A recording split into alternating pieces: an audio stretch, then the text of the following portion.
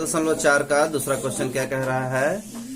गणित की परीक्षा में 15 विद्यार्थियों ने 100 में से निम्न अंक प्राप्त किए। यानी किसी ने 41 प्राप्त किया, किसी ने 39 प्राप्त किया, 48, 52, इस तरह से सारे अंक आपको दिख रहे हैं। ठीक है, सारे अंक आपको दिख रहे हैं। अब यहाँ पदों की संख्या जो है जिसको n कहते हैं, है ना, कितना है आपका? 15 है। यहाँ देख रहे हैं क्वेश्चन में लिखा हुआ है, तो पदों की संख्या 15 हो गई। अब इसका हमको क्या निकालना है? माध्यक निकालना है। माध्यक भी है, माध्य भी है और बहुलक भी है। तो माध्य बहुलक पीछे के आधार पे आप कर लेंगे, पहला नंबर क्वेश्चन के आधार पे। माध्यक इसका चेंज है। क्यों चेंज है? क्योंकि उसमें सम था, इसमें क्या है? विषम है। तो विषम का सूत्र चेंज होता है, लेकिन प्रक्रिया वही है। पहले इसको किस क्रम में हम रखेंगे? आरोही क्रम में रखेंगे। अवरोही क्रम में भी रखेंगे तो काम हो सकता है आपका। ठीक है, तो आरोही में रख रहे हैं तो आरोही में रखते हैं। तो सबसे छोटा अंक कौन है? 40 है, और यहाँ 40 है, और कहीं 40 है? नहीं, 40। उससे भी पहले 39 है ना, 39। तो सबसे पहले क्या लिख लेंगे? 39। उसके बाद 40, उसके बाद कौन सा आएगा? 41 आएगा। 41 और कहीं है? नहीं है। फिर 42 है ना, तो 41 ले लीजिए और फिर 42 ले लीजिए। उसके बाद कौन है? 42 के बाद 46। ठीक है, 46 हो गया। उसके बाद 46 के बाद 48, तो 48 आ जाएगा। 48 के बाद कौन है ना, आरोही मतलब बढ़ते क्रम, है ना, संख्या बढ़ते हुए रहना चाहिए।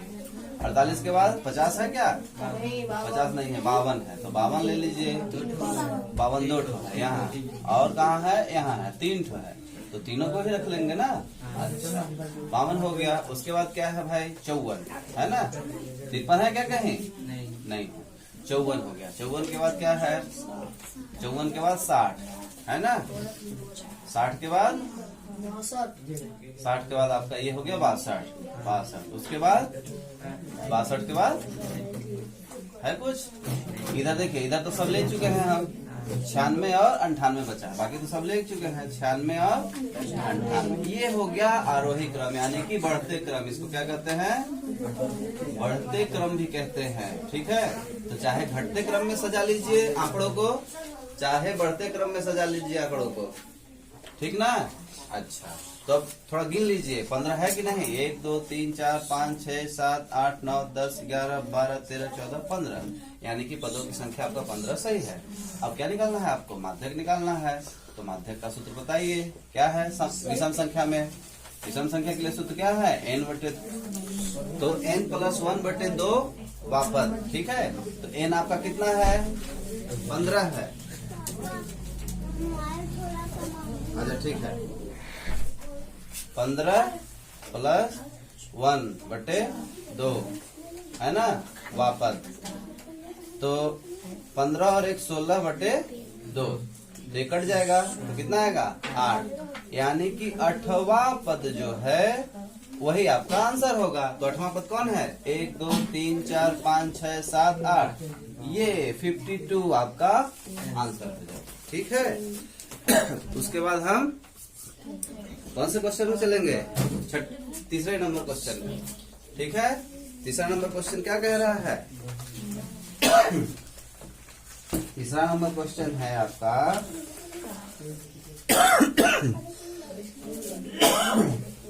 ये देखिए, तीसरा नंबर क्वेश्चन कह रहा है कि निम्नलिखित प्रेक्षणों को आरोही क्रम में व्यवस्थित कीजिए। निम्नलिखित प्रेक्षणों को आरोही क्रम में व्यवस्थित किया गया है, सॉरी कीजिए नहीं, किया गया है। यदि आंकड़ों का माध्य 63 है, आंकड़ों का माध्य भी दे दिया है, माध्यक, आंकड़ों का माध्यक भी दे दिया है, तो x का मान ज्ञात कीजिए। ये सारे आंकड़े आपके पास दिख रहे हैं, है ना, और ये सारे आंकड़े किसमें हैं? आपके आरोही क्रम में है, यानी कि बढ़ते क्रम में है, बढ़ते क्रम में है। ठीक है, बढ़ते क्रम में है। तो इन आंकड़ों से आपको क्या ज्ञात करना है? x का मान ज्ञात करना है। ठीक है, तो जो जो हमारे पास दिया है उसको हम पहले लिख लेंगे। तो माध्यक सवाल में देखे थे आप 63 दिया हुआ है, तो 63 माध्यक दिया हुआ है ना। तो माध्यक बराबर सूत्र क्या है, n/2 है ना, 1/2 पहले है, उसके बाद कोष्टक बड़ा वाला बंद प्लस n/2 प्लस 1 है ना, वा पद का मान, यही है ना सूत्र। ये सूत्र क्यों लगाए, क्योंकि उसमें पदों की संख्या कितनी थी, गिने नहीं थे। गिन लीजिए पदों की संख्या कितनी है, सवाल में पदों की संख्या गिनिए, गिनिए ध्यान से कितनी है पदों की संख्या।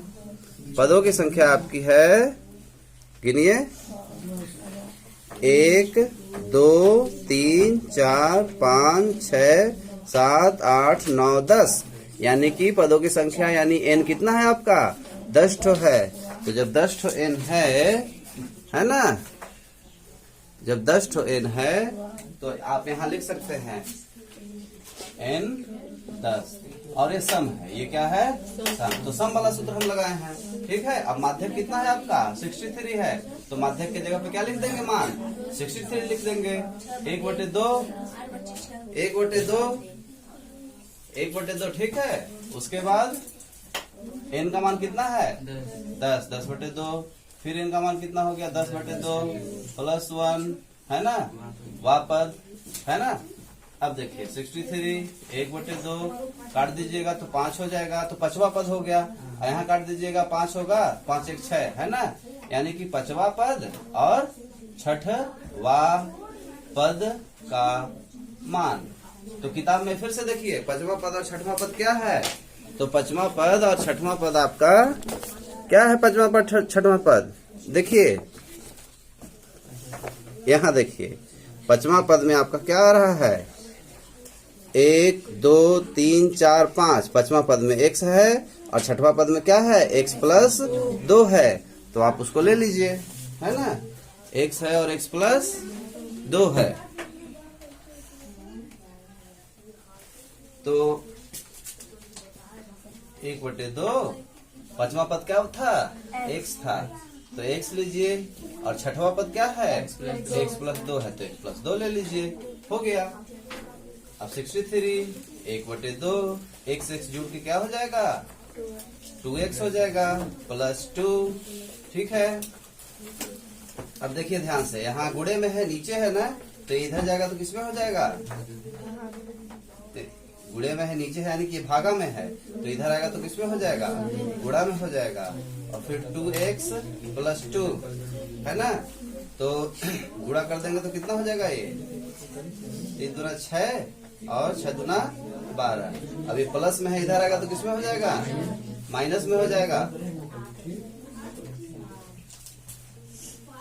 माइनस में हो जाएगा, और 26 में से 2 घटा देंगे तो कितना हो जाएगा, 124 बराबर 2। अब संख्या के पास जाता है तो 2 को इधर लेके जाइए, तो 124/2 बराबर x। 2 से इसको काटेंगे तो कितना होगा, 2 छक्का 12 और 2 दूना 4, तो x का मान कितना आ गया आपका, 62। यही है आपका आंसर।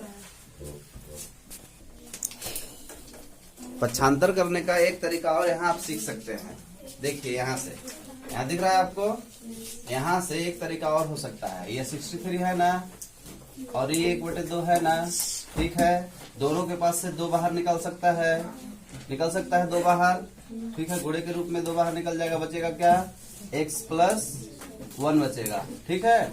अब यहाँ 2 कट जाएगा, आपका 63 है ना, ये 1 है, प्लस में है, इधर आके क्या हो जाएगा, माइनस में। देखिए कितना आसानी से हो गया। तो ये तरीका भी आप अपना सकते हैं, ये तरीका भी अपना सकते हैं, और भी 2-3 तरीके होते हैं, लेकिन जो तरीका आपको अच्छा लगे वो अपना सकते हैं।